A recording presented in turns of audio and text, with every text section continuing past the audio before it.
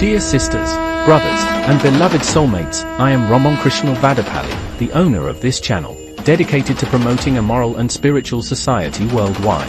Our main objective is to share the epic story of the Mahabharata, which serves as a rich collection of spiritual and moral teachings.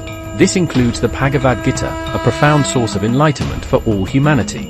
I kindly ask all viewers to subscribe, like, and share this channel to support our mission. The Mahabharata comprises a total of 589 stories, each contributing to our understanding of life and spirituality. Please subscribe and share and support me for more likewise. Thank you. Yours, Vadapalli Ramon Krishna, ancient yoga trainer.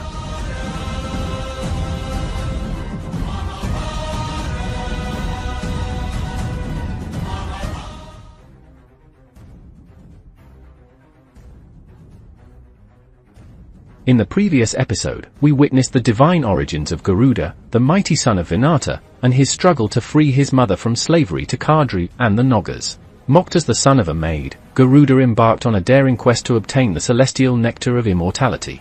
Overcoming numerous obstacles, he displayed unparalleled strength, outwitted the guardians of heaven, and finally seized the nectar without consuming a drop.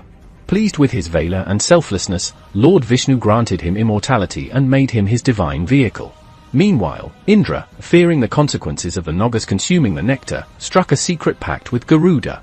As planned, the Nagas were tricked into placing the nectar on Daba grass before bathing, allowing Indra to reclaim it before they could drink it. In their desperation, the Nagas licked the sacred grass, splitting their tongues forever. Now, as we move forward, what fate awaits the Nagas? How will Garuda's journey shape the destiny of gods and demons alike? The fierce snake sacrifice and the ascetic's arrival. The snake sacrifice performed by Janamejaya had reached its peak. Snakes of all kinds, one-headed, two-headed, three-headed, and even 10-headed, were falling into the sacrificial fire. Countless serpents, some stretching several yojanas long, lay within the Savanakund. Among them were the descendants of Vasuki, including Salapala, Chakra, Pichala, Purna, Manasa, Kotisha, Halamukha, Kakshak, Kaladanta, Hiranyabhaha, Kinna, and Saranaz. The lineage of Airavata, Paravata, and Parijata, along with the Pandavas and the descendants of Dhartarashtra, such as Sankavana, Sitharaka, and Kuthara, were also consumed by the raging fire. Even the Kauravas, Eraka, and Rundaka perished in the flames. The great sages, who acted as the fire priests, chanted powerful mantras, summoning the snakes one by one, ensuring none escaped their fate. In the end, even the Takshaka clan, including Prichandaka, Mandalaka, Pindasikta, and Rubhenikad, succumbed to the fire. As the horrific extermination of the serpent world continued, the people gathered there noticed something unusual and said, "O king, the one you desire most, Takshaka, has not yet appeared. He remains under the protection of Indra." Janamejaya, determined to see his revenge fulfilled, responded, "No matter where he hides, ensure Takshaka is dragged into this fire. If Indra does not release him, then summon both Indra and Takshaka together." At first, there was hesitation among those present, but the king's command could not be ignored. The Hotas, with their most powerful and melodious voices, began chanting, Sahendra Takshaka Swaha, invoking Takshaka along with Indra. The mantra echoed through the heavens, and the impact was immediate. Indra, along with his divine assembly, was suddenly pulled toward the sacrificial fire. Even the mighty king of gods, Amareshwara, was shaken by this unexpected turn of events. Alarmed, Indra, realizing the danger, abandoned Takshaka, casting him away with his Vajra, thunderbolt. Takshaka, now helpless, was thrown off Indra's protection and began plummeting toward the sacrificial fire. Writhing in terror, he slid down the sky path, desperately trying to escape his doom. Seeing him approaching, the Hotas intensified their chanting, eager to complete the ritual. At that very moment, just as Takshaka was about to be consumed by the flames, a young sage named Astika entered the hall.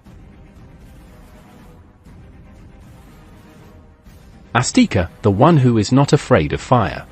As the mantras were being chanted to summon Takshaka into the sacrificial fire, Astika looked up and saw Takshaka, who had been shaken by Indra and was now falling toward the flames.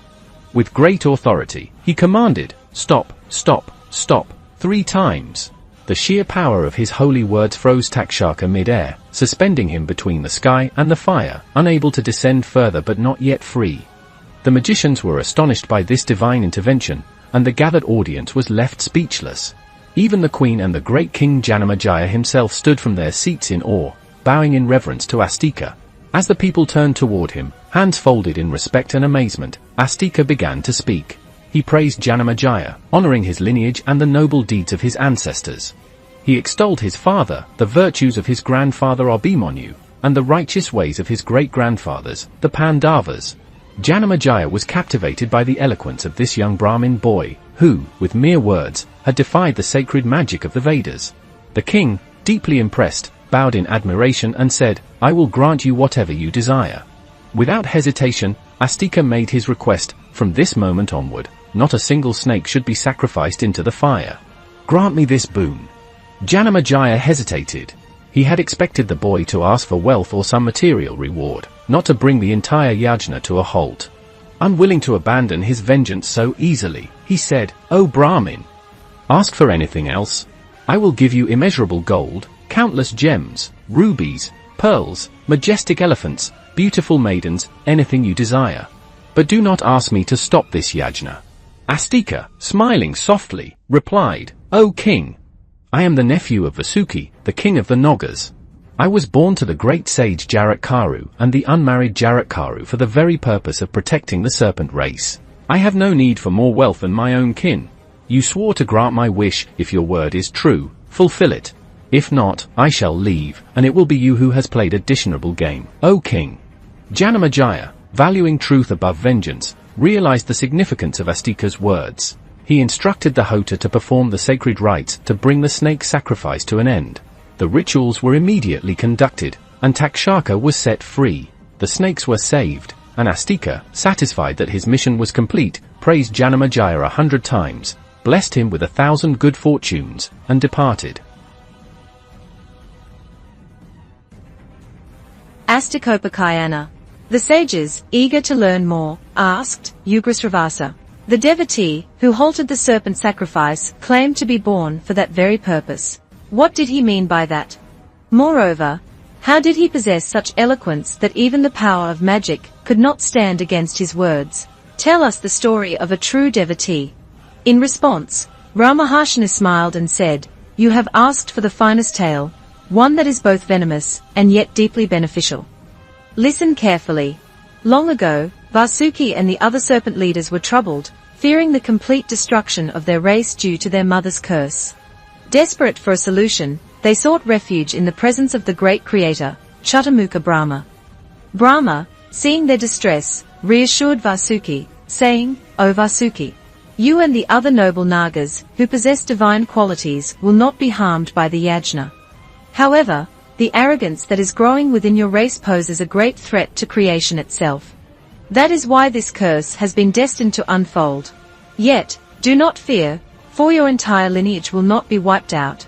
A child will be born to your sister, conceived by a man who shares her name. At the right time, he will intervene and put an end to the yajna, saving your race." Hearing Brahma's words, Vasuki became determined to protect his sister, ensuring her safety and guarding her fate carefully. Meanwhile, in another part of the world, there lived a Brahmin named Jaratkaru. A strict ascetic, he had dedicated himself to a life of celibacy and spiritual enlightenment, freeing himself from worldly attachments. One day, during his wanderings, he came across a strange sight, a group of sages hanging upside down from the branches of a giant oak tree within a cave, absorbed in deep meditation. Astonished by this peculiar vision, Jaratkaru approached them and asked who they were. The sages, recognizing him, lamented, "O Brahmin, we are your ancestors, and we suffer a great misfortune. Because of you, our lineage is on the verge of extinction. You have roamed the world without taking a wife or having children, and without an heir, we are unable to attain liberation.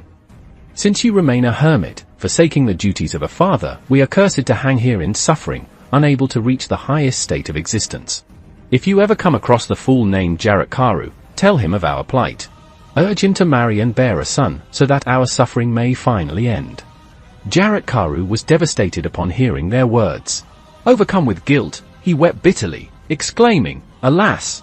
What have I done? My ancestors are suffering because of me. I must set aside my vows and do my duty. I must marry and have a son to save them all. Determined to fulfill his obligation, he informed his parents of his decision and set out on a journey to find a bride.